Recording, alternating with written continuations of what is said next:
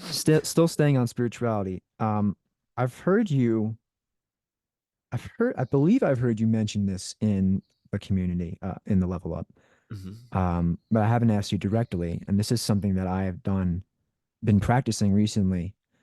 Um, and it's something known as semen retention. Oh, I'm so glad you brought that up. And Woo! I'm I was curious like, because right now I am so obviously if you haven't figured it out by now, that means right now I'm celibate, like completely like not masturbating. Um, oh, but you are in a relationship with a partner right now. I am single currently. So it's a little bit easier for me, I guess. Um, and I don't want to get too this is an intimate conversation. I don't want to get too much in the weeds about it, but um I'll just keep it with how long have you been practicing semen retention and what benefits have you noticed or what cons have you noticed? And what even brought you to do that in the first place? oh, I'm so glad you went here, bro. I'm so freaking glad you went here. So I want to paint a picture for you guys. I grew up with my dad. Obviously, my dad was not the best role model, but I grew up with my dad literally taking the laptop to the bathroom. Like I was a young kid just watching him, like, what the heck is he doing? And so that kind of like already instills in your mind, like, oh, this is a good thing to do. So I grew up like as a young kid, like masturbating all the time, every single Yeah. day, as soon as like I realized that. And that was like damn near like going into high school. Yeah. And I didn't realize how bad this was because this conditioned me to like, It wrecks your dopamine, yeah, man. it wrecks your dopamine and it wrecks the way you perceive women too. Oh yeah. You like completely objectify them, Yeah, and it also makes you kind of like weak in a way because you're for sure. no, it definitely makes you weak because you're just like you're addicted to this feeling or this craving. Your lower centers of the desire. Like we all have that lustful nature because we're all like Yes. we all have that. And so what led me to get into semen retention was just like I was hungry for mastery, like true mastery of self. And Yeah. I knew for a fact that if I was masturbating and if I was like, doing this, that I wouldn't have true mastery of self. And a part of it, I will admit, because I was like, I did have like that spiritual ego. I believed in myself wholeheartedly that I wanted to be better than everybody else. And I knew in order to be better than everybody else, I couldn't be doing the things that everybody else was doing, which Right. was being addicted to porn. Yeah. And so it's taken me a long time, but it got me. I've gotten to a point where I've been I've retained for like 3 months, and this was before I met my partner.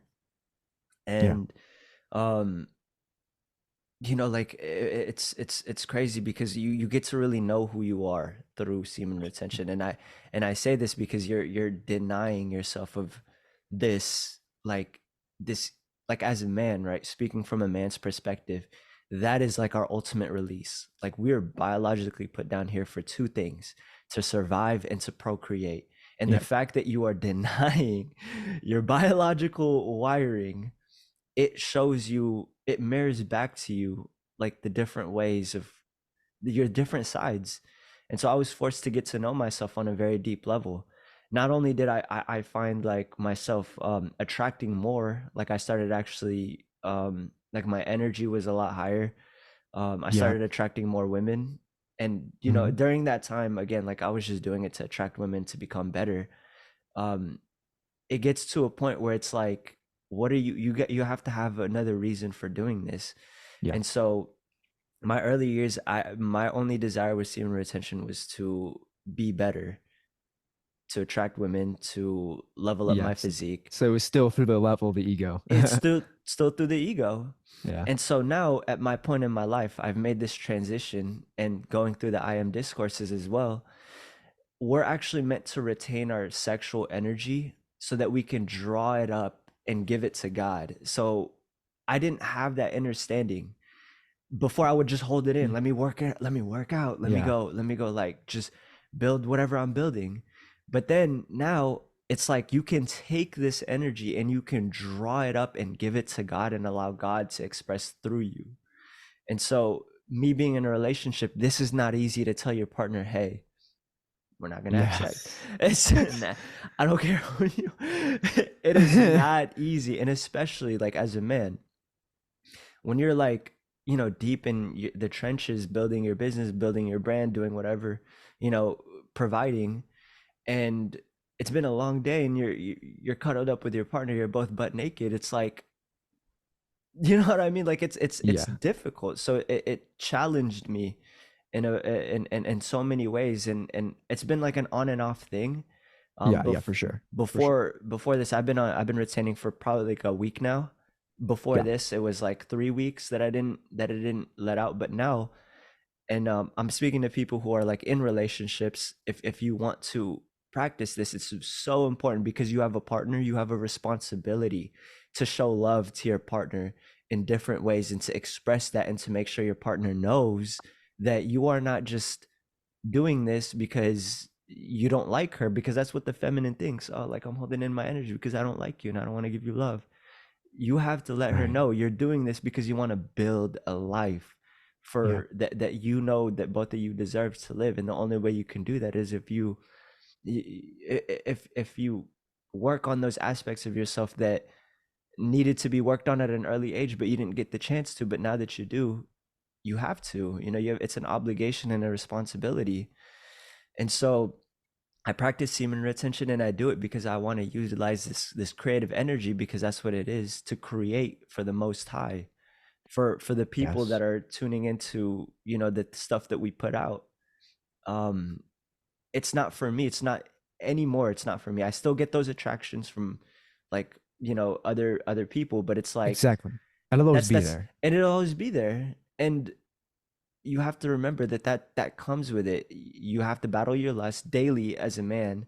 You have to battle like the temptations daily, and you also have to utilize this energy in a way to where it's for you have to understand what you're doing with this energy.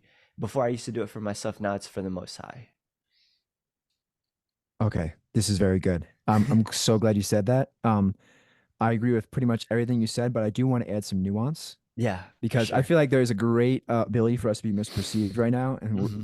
I can hear just being like, "Are you saying sex is bad?" And like, No, no, it's we're actually saying the exact opposite. We're saying sexuality is so divine, yeah, and it's because sex, everything is sexual. yeah. Every day the sun has sex with the earth. Okay, no, literally, Yo, yeah. this gender thing, this law of gender, and is part of duality, Hmm. right? There's the masculine archetype and the feminine archetype, and Hmm. divorce it completely from just the understanding of men and women. I'm just saying masculine and feminine. There's masculine, which is direct, logical, it's powerful, it's structured, it's the kinetic energy.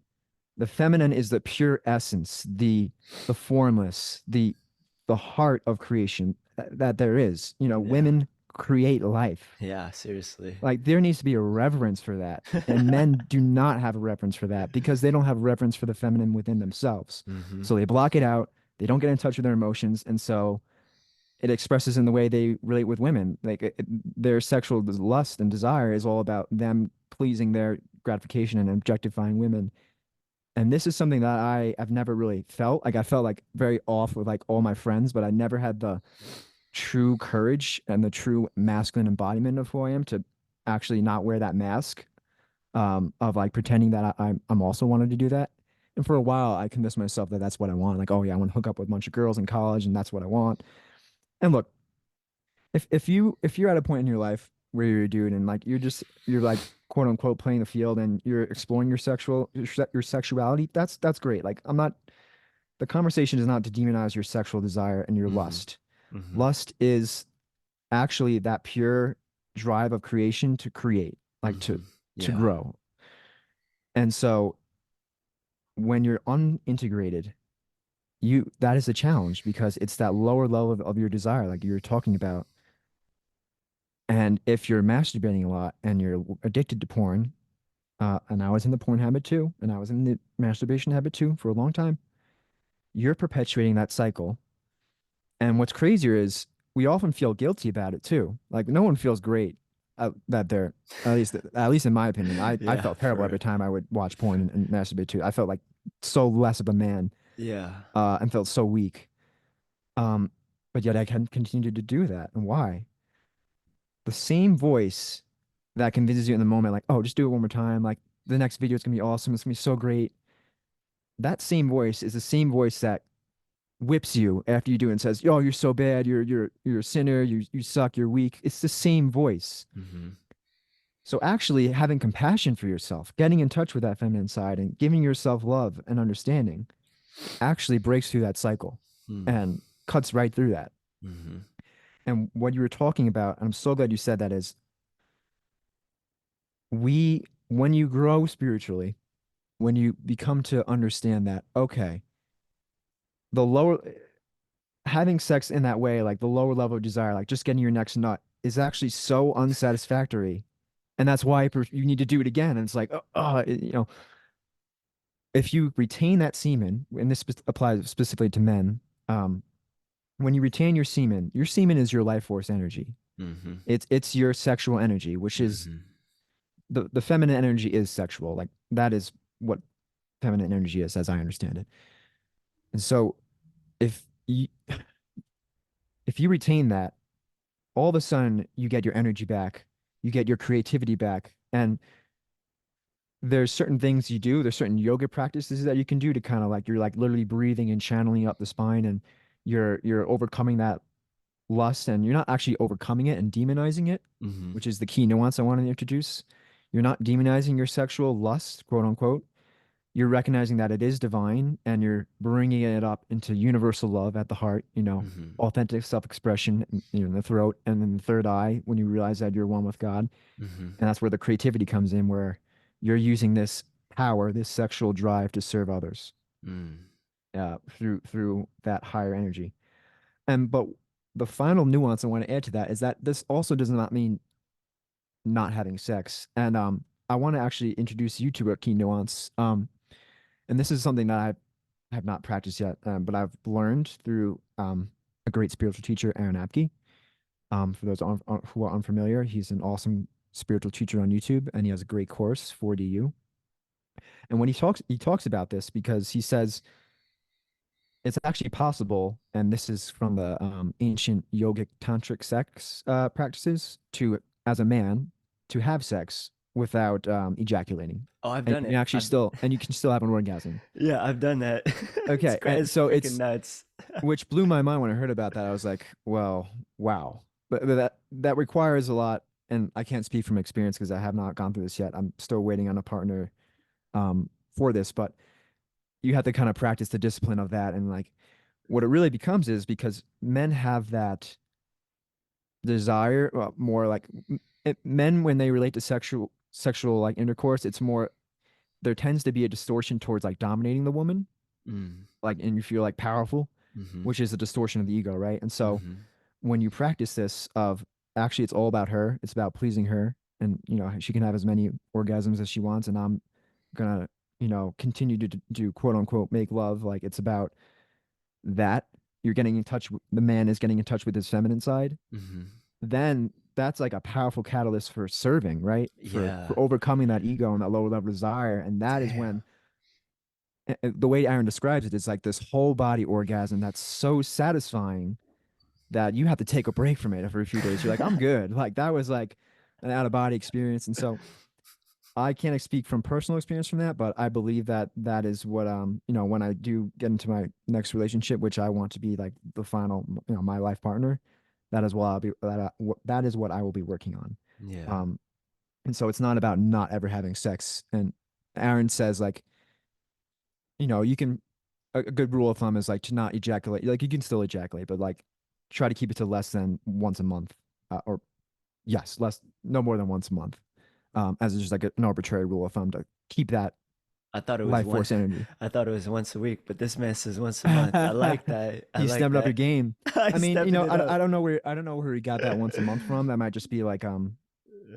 I don't know if there's any kind of like scientific thing to that, but there is Yeah. science actually saying with like men who ejaculate too much go bald faster. Like you lose your it's sex hormones, right? Like your Yeah. body, once you retain that semen, your body then takes up those nutrients, like all that energy, like from Hmm. a very physical standpoint, it's taking up the nutrients from the semen, and also like just the esoteric standpoint, the sexual energy is getting channeled up your spine through the chakras. We can Hmm. get into that. But yeah, I just wanted to add a lot of the nuance to that because you hit it right on the nail, and I feel like I said, there's a great ability to be misperceived when we talk about these things, Of course, of and course. this is like a very most men will hear this and be like, "Fuck that, that's not for me." And it's like the power of the true masculine power of being able to be the master, like be your own master, Hmm. um, and to serve women, which is what the true masculine archetype is about. Yeah. Every day, the sun devotes himself to the earth.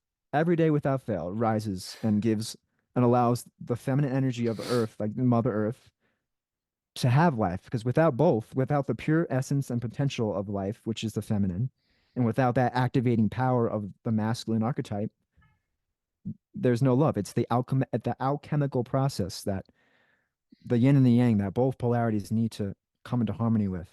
Mm. Um, so that is part of what I'm all about. I'm trying to instill in men with this podcast, and I'm so glad that you're aligned with that, and I'm Yeah, so glad bro. we had that conversation because Needed yeah, to, man, bro. I've noticed like and men and I know for those you men listening, I know you know this is true. Like after like you know you bust a nut, right? It's like you like you feel like you're like gonna go to sleep. Like you feel like the drive is not there. Yeah. The just there's just so much benefit to it, and it gets easier once you have that clear razor cut like devotion. Man, you just on a whole new level. Um, Hmm. and so yeah, I've been practicing semen retention since February. So not like I think the longest stretch I did was about 7 months.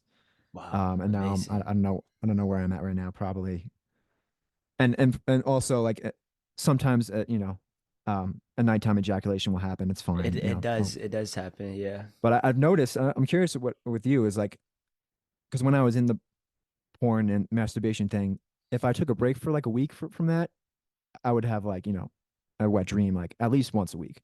But like now that I've practiced semen retention for so long, that happens like maybe once every 6 weeks or so. Like Yeah. it's very rare because it's all just being channeled up. Hmm. Like it's not getting bottled up down there anymore. I'm like, Yeah. it needs to come out. Yeah, I think what helps is definitely just before you even go to sleep, just like clearing your mind. Yeah, And if you go to sleep with like lustful thoughts and like, things like that, it'll manifest in your dreams and you'll have like a wet dream. They say yeah, that it's like they say that it's a very natural process to have a wet dream. yeah. So these are just my experiences. I think that's true Yeah. to a certain degree. Yeah, Yeah, but I feel like it can be mitigated if you just clear your mind and try your hardest not to have like lustful thoughts for right before sure. bed. Because I found from my personal experiences that my wet dreams happen if I'm having like a dream, you know what I mean? Yeah, yeah, yeah. Same here. Like Yeah, and it just like holy shit, like that wakes you up. You're like, what the fuck? yeah. Some of But the dreams I have, man, are like I'm like, whoa, that was fucked up. yeah. Dude, it can But get it's it's just like it's that there's no again no guilt and shame. Like yeah. No, I'm actually glad you said that because that's a part of the aspect of what it means to be an embodied and aligned man is to accept those parts of ourselves that are fucked up, to love right, it, to accept, to forgive, and right, to love. Because if you can't do that, then you're not being true to yourself. You're not living like your fullest expression. It's not yeah, about like it's not about like just oh, like I did that in the past, therefore it's okay to keep doing it now. It's not about that at right, all. It's about accepting that you did that, no longer guilting and shaming yourself, because at the core of it, like, you are still human. You have to learn one way or another. You have to yeah, love it because even Jesus, he didn't spend time with like a bunch of like saints. He spent time with sinners. And so what quote diff unquote sinners. Yeah, yeah, quote unquote. So what difference does that make us, like, in the way that we, you know, just carry ourselves, or the way that we talk to ourselves? If you can't right, accept those dark parts of yourself, and if you can't be like honest about it, because I've been honest with my partner about some dark shit, some real dark shit. Like I'm talking about, like I'm crying to her at night because if I told her this, my mind or my ego would think that she'd leave me, and I've told her, you know what I'm saying? So you have to be like really honest with yourself and accept it, shed light on it, and to love it. And when you can do that, oh my goodness, like you just feel so authentic about the way you show up in all aspects of your life, whether that be through your business, through your personal life, and your relationships. And you no longer feel shame for who you are or what you've done. Yeah, for sure. That's so courageous of you to like be there crying and like being so vulnerable because that's what the feminine healing is all about. It's like Yeah, having the courage to yeah. sit with that emotion. Because men, we don't do a good job at that. We suppress it. we We sup- think we're macho. We think we're alpha. We're logical. But that's actually cowardness. It's actually Mm, weak, mm, paradoxically. Like when you embody that feminine aspect within you and you just get raw and vulnerable with your partner and have that courage, that's what masculinity is all about, like that courage. So it's mhm, actually, like I said, it's all about the integration, the yin and the yang, the duality. But I can go on for, you know, years talking about that, but that's what this life is all about.